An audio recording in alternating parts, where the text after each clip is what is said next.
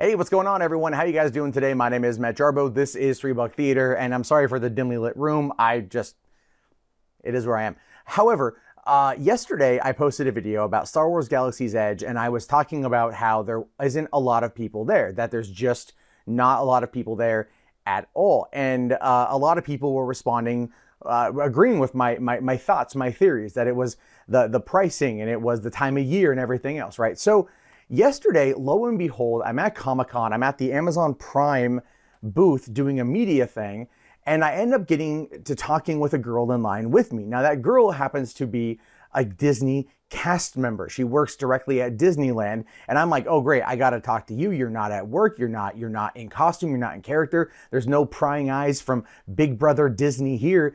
Give me the rundown. Give me the lowdown on exactly what went wrong, what's happening with Galaxy's Edge. And this is what she had to say. So my assertions was that it was too high of a price because I had complained that it was $150 for a one-day, one-park ticket, $200 if you wanted to go to both. That nearly broke my damn bank, and it turns out I'm not the only one.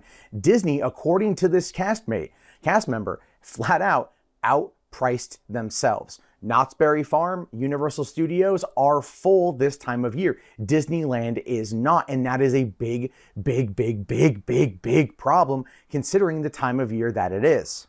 Now, another reason she told me was because of the blackout dates if you have a SoCal Select or Deluxe blackout. So if you get the yearly membership, if you get all that stuff and you're blocked out for this particular month, that's actually a pretty big reason for it. She says that a lot of people tend to come in, but even though those particular SoCal Select and Deluxe season passes have blackout dates in July on average, usually that doesn't impact everything because the park can hold above 50,000 people in it, and on average it pulls in 45 to 50,000 people, even though it can get a lot more. So if it can pull the people in, if it's known for pulling the people in, obviously the price is a big factor, and that didn't surprise me in the slightest. So the next thing she told me actually legitimately surprised me because I was not looking at it from that perspective.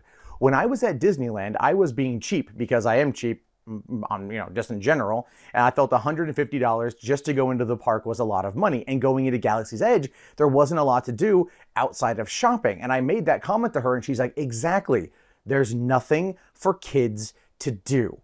And that actually clicked the light bulb off in my head. There's nothing for children to do in Galaxy's Edge. Now, we know that they don't have legacy characters. There's no Han, there's no Vader, there's no Luke, there's no Leia, there's no 3PO, there's no R2-D2, no Lando Calrissian. There is a Chewbacca, there is a Wookiee, but that's really about it. And we don't even know if it's Chewie. It's definitely Chewie, you know what I mean? It's definitely Chewie, but obviously it could kind of be any Wookiee that just happens to wear a bandolier and like 8 feet tall, right? So there's about that. But other than that, they have Kylo, they've got some stormtroopers, and they have a Rey. Now, the Rey I did actually happen to witness while I was there. There was a little girl who was lost, and she actually found Rey, and the actress or the cast member took great care of this child. And I was watching it predominantly because I have a little daughter, and I was kind of like wondering how my kid would think about this. And then also just the level of care that the Rey put into interacting with the girl and helping her find her family. It was, I'm not gonna lie, guys, I was touched. I was really touched. I thought that was great. And I like that she was, even accent specific. She had a British accent. So that was actually pretty cool. But that was about it. That was really about it. If you want to go to the cantina costs a lot of money. They have a $42 drink. There's a drink there that literally poisons you, not poisons you, but like makes your mouth goes numb. It kind of drugs you. That's something that you can do inside there. They also have the droid shop, which is $100 if you want to get a droid, and that's just to assemble it, not to buy all the accessories. And if you want to go and make a lightsaber, you've got to set your reservation at 7 o'clock that morning. You can't just come in off the street and go, hey, I want to drop $200 on a goddamn lightsaber. It's just insane what they do. And it really does feel like Galaxy's Edge is like a shopping mall. And that girl was right. The cast member was absolutely right. When they have nothing for kids there to do, there's no reason to bring them to the park. Waiting 40 or 50 minutes for the Millennium Falcon ride, sure, that's not that bad. But that's about it. That's really about it. And it's surprising when you think about it.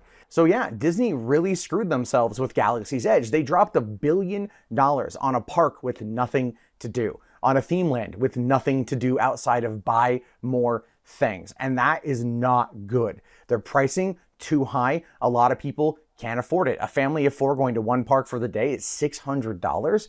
No way, that's not worth it. That's not worth it at all. And you know, I mean, it goes to show you that Disney, and we've all known this for a while, is absolutely based around capitalism and no longer about necessarily creating the experience. The problem with Galaxy's Edge is that it's not meant for legacy fans. I'm rocking a Star Wars shirt right now that I've worn since 2016. I've got my Star Wars hat, my Star Wars wallet. I love Star Wars. If you know me, you know that I love Star Wars. I paid $150 kind of to go check out Star Wars. And yeah, I'm the kind of person you want to get in that door, but even as much of a fan as I am, as much of a, even in some aspects, a Star Wars apologist as I am, and I've been accused of that before, it's very hard, it's very difficult to look at this specific situation, this specific park, and not realize that it's exactly what a lot of people have been saying, and it's just, there's just nothing there. And a cast member for me yesterday confirmed it, and that is sad.